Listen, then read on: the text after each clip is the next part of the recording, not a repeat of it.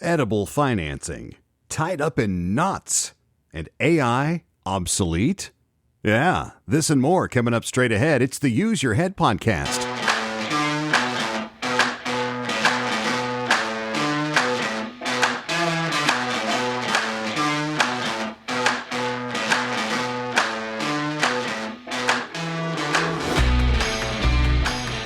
Welcome to Season 2, Episode 6 of the show, where we encourage you to use your head. It's the Use Your Head podcast. At what point do we just say it's the Use Your Head show? I like podcast better. In any event, I'm John McLean coming to you from Dallas, Texas. Delighted to have you along for the show today. We have 3 more topics, one of which came from a Use Your Head listener. A smart fellow who likes to think for himself sent me an article that I found really interesting and that I had missed. And that's why it's important for you to get involved. Send me stuff. You never know. I don't see everything. In fact, the vast majority of stuff I don't see. I mean, that just makes sense, right? So yeah, send me stuff along. This is a really, really interesting article. A little scary, we'll get to it. That'll be our 3rd topic today on the Use Your Head podcast. By the way, technical note. I got an email a week before last saying your breathing sounds weird on the show. It's either a bad edit and so I was listening because I don't edit this. What I say is I finish the show and I send it off. I don't edit anything. And so I thought, well, it's not an edit. What I discovered is that the console that I use to record the podcast, which is the only thing I use it for. I have a special podcast console. It's really great. I love it.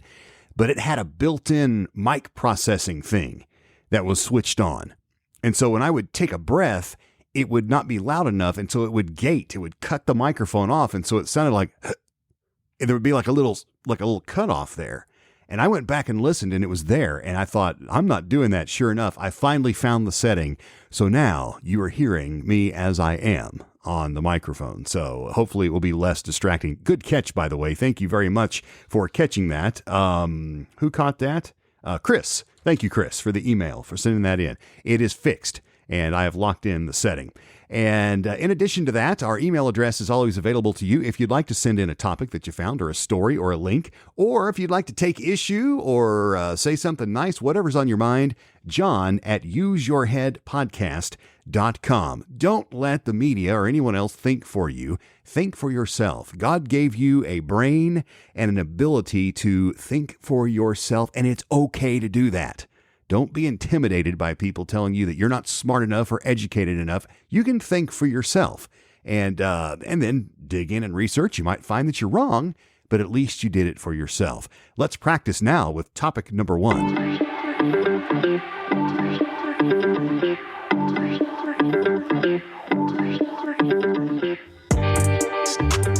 Edible financing. It is a crazy world out there. The one thing that's consistent every week as I jump out on the interwebs and the other places I find news is that it never ceases to amaze me, some of the stuff that's going on out there. It's a mad world. Edible financing. I found a story on NBC News. This is from their business stuff here. This says, eat now, pay later. DoorDash Klarna deal fuels concerns around loans for takeout. Loans for takeout. Emphasis mine. This is written by J.J. McCorvey. Here's what it says. DoorDash, first of all, before we start, you know what DoorDash is, right? DoorDash is one of those apps. There's several of them, but DoorDash is one of the biggies where you can order food.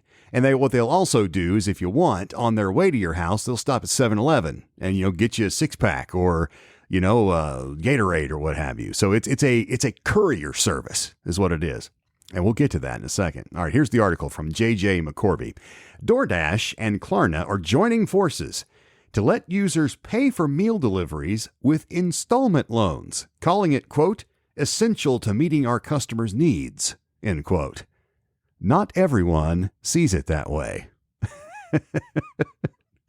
In the stating the obvious category, JJ goes on. The announcement has drawn a flurry of criticism on social media, less directed at the companies themselves than questioning what the need to use a buy now, pay later service for food orders says about the increasingly debt-ridden economy. Eat now, pay later? A credit apocalypse is coming, an ex-user wrote Thursday when the partnership was announced.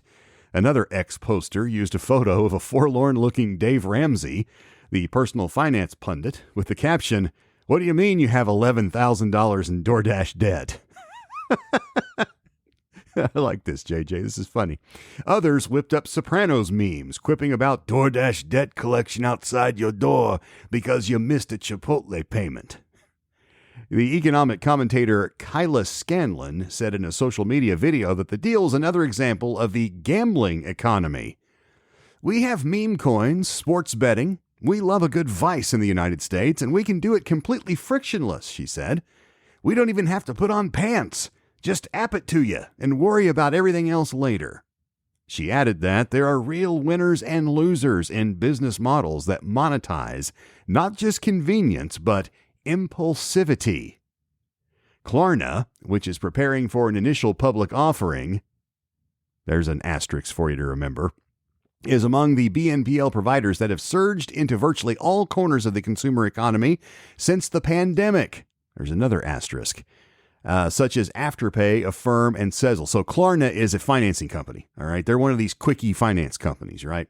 When you go and buy something, Klarna is one of the companies where you can finance that. The lightly regulated financial services give users a variety of ways to pay for purchases. Among the most popular are short-term loans that can typically be repaid in several interest-free installments. The companies make money by charging users for late or missed payments and merchants for the ability to offer these loans at checkouts. DoorDash said customers will be able to use Klarna for many types of purchases on its platform, not just small dollar food deliveries. They can pay in full up front and for installments or else later on, such as a date that aligns with their paycheck schedules. All right, you get the idea. We'll stop there. There's a little more there. Interesting article. I like how he starts out with the funny side and then he gets to the not so funny side. So I read this, I use my head after I stopped laughing. Okay, look, I'm going to say I've used DoorDash several times. In fact, one time, when my mother passed away last year, my wife's dear employees, she has the most wonderful people that work for her. They really do. And I think that's a reflection of having a wonderful boss. In any case, they did something very, very sweet for our family. They gave us a rather large gift card, online gift card to DoorDash so that we could get food. You know, usually when a family member dies, people would bring casseroles over, right? Well, now in the information age, they give you a gift card and you can order food in and it's prepaid. It was very lovely. We used it. And that really been my first exposure to one of these DoorDash type. What's the other one? Grubhub is another one. They're basically the same thing.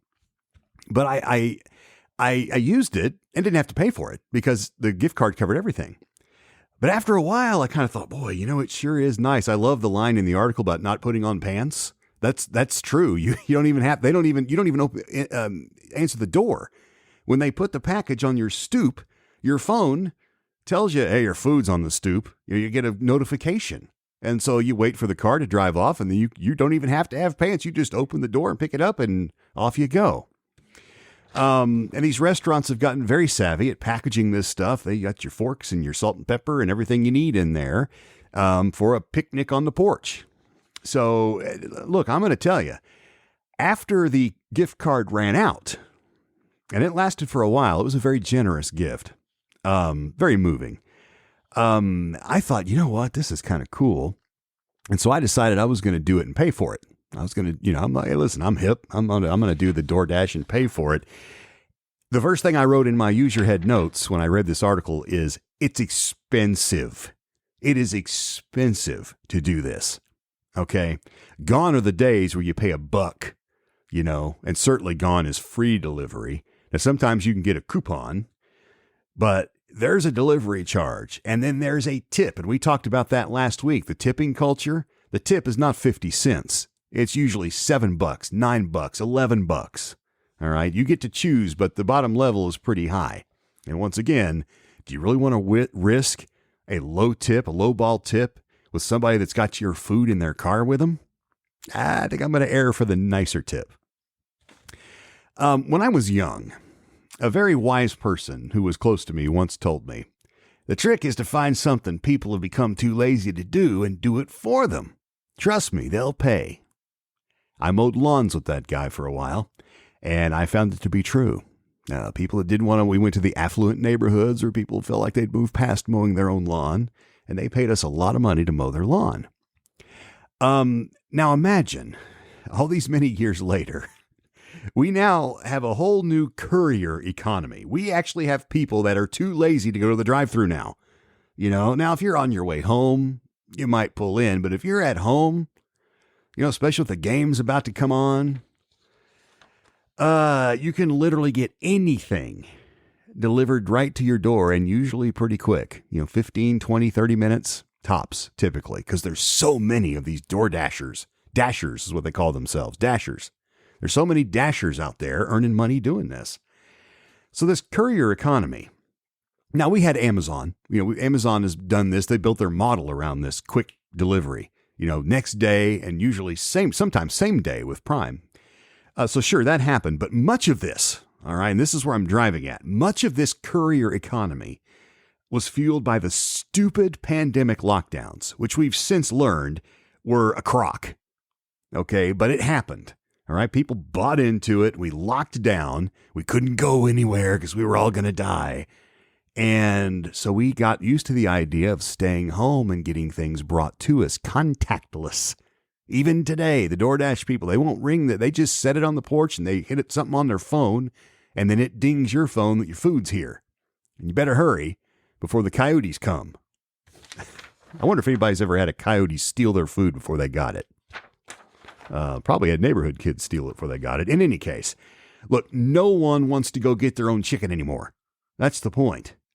Forget the numbers, all right? And, he made light of this. Imagine Dave Ramsey taking a call on his show. That's somebody that's got $11,000 in DoorDash debt.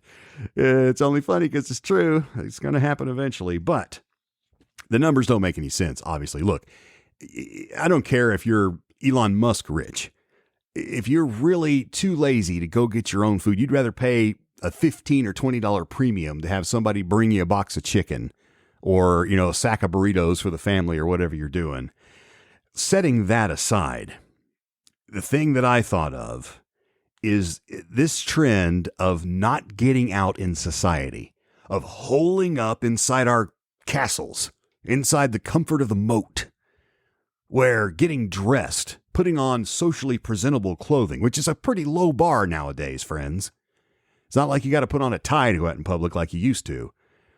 You can put on pajama pants and go just about anywhere now, sadly. We're not doing that anymore. We're staying in our enclave, and that's fragmenting our society. And it's causing a lot of social ills. Much more than the finance part of this story, and much more than the tongue-in-cheek funny part of it, is this. It's making an ailing society even sicker.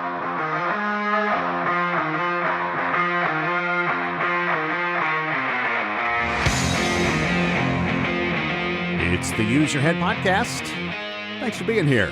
Hope you're having a good spring so far. Spring sprung this week. And the weather here in North Texas is spring-like. I went for my walk after lunch today, and boy, it was hot. I looked, and it was only 78, but when you're out there hoofing it in the sun, it felt hot. It's supposed to warm up nicely, so hope the weather's nicening where you are. There were blizzards this past week in some parts of the country, which surprised the heck out of me. But wherever you are, I hope you're blessed and happy, and I hope your weather's getting nice too. Topic number 2, tied up in knots. I'm air quoting knots. Tied up in knots. Here's an article I found on NerdWallet. NerdWallet's that site that'll find you the very best credit cards in the world. That's what NerdWallet. Well, they also write some stuff. And I found an interesting article that says, how much does the average wedding cost? And when I first saw this headline, because, I scan and I look for headlines to catch my eye. And if I see one that looks interesting, I stop and I might skim it. And if it's really interesting after that, then I'll, mark it possible for the show. This one, I was like, yeah, I stopped because too much was my answer. How much does the average wedding cost? Way too much. And so I stopped and read this. This is written by Lauren Schwan, edited by Courtney Nidell for NerdWallet. How much does the average wedding cost? The average wedding cost is $33,000. Probably doesn't surprise you all that much, but you can spend much less than that by making strategic choices. So the byline says this, this article is really about how you can do weddings on the cheap. You still have a nice wedding, but you don't have to spend as much as some people spend. Okay, fine. But I was more interested in talking about, looking about exactly how much people are spending on these things now. All right. So here's what the article says. Having a wedding isn't as simple as saying I do and can be a lot more expensive. Wedding site The Knot, K-N-O-T, wedding site The Knot surveyed about 17,000 couples who got married last year, and found the average cost of a wedding in 2024 was about $33,000, down from $35,000 in 2023. So, how much does a wedding cost? Well, here are the average price tags for some common wedding expenses that go into that large number, according to the Knot's 2024 data. All right, here we go. The wedding dress, $2,100. The cake, $540. Hair and makeup, $290. The officiant, $240. Well, thanks a lot. I guarantee you that the Padres getting stiffed on all of this.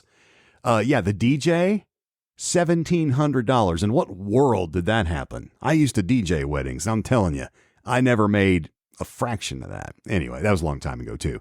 Live band, $4,500. Food, $80 per person. Alcohol, $2,800. I think that number's low. The venue, $12,200 for the venue. Flowers, $2,700. Invites, $520. Wedding bands, $2,900. The photographer, $2,900. Videographer, $2,300. That's the list. I'm sure there's more. The article continues. The expenses can keep coming. For example, if you purchase gifts for your wedding attendants, add themed save-the-date cards and thank yous, hire a wedding planner, or order lots of photos and video copies. We didn't even mention tips for all of the vendors. Your wedding budget breakdown may look quite different, either higher or lower. All right, so they go into talking about some basic ideas. And, for the sake of the authors here, I'll give them to you. How to plan a wedding on a budget. Number one, consider replacing pros. They talk about, instead of a hairdresser, if you've got like an aunt that's really good at doing hair, have her do it. You can save some money. Look, and they would enjoy it. Look for suburban venues, rather than going out in the super fancy country club or whatever. Look for something, if one of your friends has a nice backyard, maybe they're willing to host for you. Trim the guest list. Have fewer people. Seek an off-peak season and move the special day. So those are all ways that you might be able to save money. When I used my head on this, look, more than the obvious theme of waste. Remember Jim Gaffigan, if you like Jim Gaffigan's comedy, long ago, one of his routines, he was talking about this very thing, about how wasteful weddings have become. And he was talking about, the little party favors they would put on the tables for people. And he talked about a beach wedding where somebody had taken a little glass vial and put beach sand in it. And he said, here's your vial of sand because our theme for our wedding is waste. I just thought that was kind of witty. So aside from that, there's a bigger danger here. And in all seriousness, some poor dad or about to become poor dad is getting stuck with this bill. All right. I was at a wedding a couple of years ago where I was standing next to a guy and he was the father of the bride. And he was sitting there drinking a import beer. And he's like, I'm going to savor this. I'm paying a fortune for all this. He was down about this bill he was about to pay, which I thought was kind of sad. This should be a joyous day for the guy. But not the case. But look, what else does this say about the new happy couple's view of money? And this is the thing that always bothers me. All right. When a couple wants to get married, the bride takes on this aura. And by the way, I'm speaking in stereotypes here. Okay. I'm not saying that all brides are this way, and I'm certainly not running down marriage. In fact, I'm going to punctuate that here in a minute. The opposite is true. Weddings and marriages are two very different things. Okay. A wedding is a party, essentially. We're talking about receptions here, right? The reception. Look, marriage is a sacrificial covenant. It is. When you're starting out, when you're young, you usually don't have much, unless your parents are billionaires. You're usually starting out, and you may be starting a new career. You're usually living in a little apartment. You don't have much. Okay.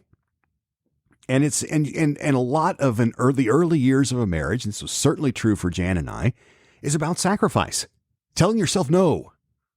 When it's not a good decision, You learn as you grow and mature in a marriage about that sacrificial relationship. It is not a get-rich-quick scheme. I mean, whatever happened to the idea of building a life? That used to be they're going to build a life together. I don't really hear that so much anymore. It seems like when these lavish weddings take place and the couple, rolls off, in a limousine or in some kind of exotic car or in a horse-drawn buggy or what have you, like some sort of royal couple, it doesn't really set the stage for reality. And you can say, well, they're just trying to have fun before they get back to the real world. I mean, what's wrong with that? Nothing on the surface. But remember, there's a lot of things under the surface that can be harmful. Young bride, you're not a princess. I'm sorry to break it to you, unless you really are. If you're really a princess, then strike that. But for most of us, you're not. Okay? And if you want to pretend, that's fine, but perspective is important. How about focusing on what's really important? Jan and I had a lovely wedding. I wouldn't change a thing. We spent virtually nothing. We did some of those tips, like a lot of people from her church volunteered. Like there was a guy in her church that was a photographer. And so his gift to us was taking our pictures, and we have a lovely album. To me, it's very, very special. My sister's boyfriend at the time took the video. He basically had a Sony camcorder on a stick, and he shot a very crude, but to me, very special video capture of the moment. All right, it's not fancy. Our reception was very, very modest, but wonderful. I wouldn't change a thing. We're just as married as the Bridezillas. All right, it's not about money or glamour. It's a sacrificial covenant. Marriage is a very special thing, and I think, have a nice wedding, but keep your perspective and don't bankrupt the father of the bride. That's not nice.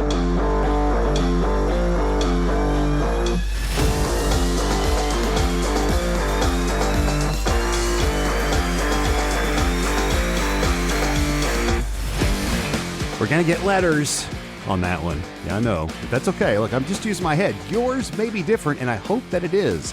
What do you think? Let me know. John at useyourheadpodcast.com. One more topic to go. AI obsolete. This topic came from a listener. Jeff sent this to me from Oklahoma. As he was perusing his news, he found this. This is interesting. Quantum computing, the next thing. What sort of problems will require its speed? This is an article from the Austin American-Statesman from Caroline Leonard. She writes this: over the past several years, artificial intelligence has been one of the hottest topics in the tech world. New models and companies emerge nearly daily. But experts at the South by Southwest Conference and Festival are talking about the next buzzworthy topic: quantum computing. Everybody's talking about AI right now, but we want our audience to know that quantum is the piece that's coming behind that, said South by Southwest President Hugh Forrest. He told the American Statesman, part of the USA Today network. We'll keep reading anyway. In the final push toward the March Festival, SXSW, which is the South by Southwest organizers, added 2 days' worth of quantum computing content, with executives and scientists from big tech companies like IBM and Google leading the conversation. Quantum computing harnesses the power of quantum mechanics, the behavior of particles smaller than atoms, to enable faster calculations and let computers explore multiple possibilities simultaneously. Normal computing exists in a binary world with bits, the unit of information in classical computing representing the value of either 0 or 1. Quantum computing uses quantum bits, more commonly known as qubits, capable of representing 0, 1, or a combination of both. Ooh. Quantum computers are capable of solving problems that are impossible for AI and supercomputers to dive into.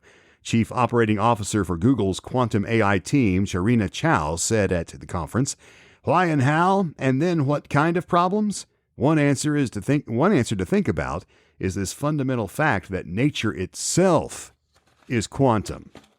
All right, we're going to stop there. This gets pretty nerdy. I will tell you this. When I, well, first of all, the first thing I thought of, turn to my notes here before I go off on a bunny trail. I have a running joke with Jan. Whenever, one of us will walk in from work or something and we'll see, I'll say, what I don't understand. And the answer is always quantum physics. It's kind of a funny little thing that we do. Anyway, but quantum physics is fascinating. I don't understand it. I have no formal education, but I have read about it because I'm curious about things. And this article alludes to it, but what quantum physics says, and it mentions particles smaller than atoms. Quantum physics says that it is possible, and they're studying this and discovering things all the time. It is possible for two things to exist in the same space at the same time, which before science would say impossible. Newton would say impossible. But as we learn more and as we're able to see smaller and test things at a detail never before possible, we're now discovering that we may have been wrong about that. And that's what quantum science, quantum mechanics is about. Now, that is a big time, quantum mechanics for dummies analysis. Okay. And if you're a scientist, if you're a quantum scientist or a physicist, feel free to write me and correct me. But that's my understanding based upon what I've read, that's really what we're talking about here. And so these computers, instead of ones and zeros, because that's all, and even the most fancy generative AI machines that we talk about on this show regularly, and on the last show we talked about the AI machines that are replacing audiobook narrators sometimes and are able to speak and program themselves, improve themselves. They're just ones and zeros.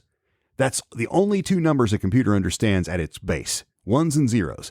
Now there's gazillions of those, but that's what quantum computing is saying is, oh no, you can be 1 and 0 at the same time, a combination of both, which, and again, if you can't get your mind around this, it's a big club. Don't worry. Here's the other thing I thought though. So anyway, wrapping up the computer part, because I really don't know enough to go too much more into that. You can imagine the game changer this is going to be. And I called this topic AI obsolete because this could very well make the current models of AI obsolete, if they ever roll this out in any type of controllable way. Is it frightening? Absolutely. Does it have potential to do amazingly good things? Yes. Once again, it depends who's pulling the levers. But quantum computing. And they're talking about this at this South by Southwest conference, which, by the way, a few years ago, if you listened to the old audiobook trail show, this was the conference that I took sound from when they were talking about how generative AI was coming. And of course, it's been here now. They said it'll be here in a few weeks back then. And they were exactly right. That's about when it dropped.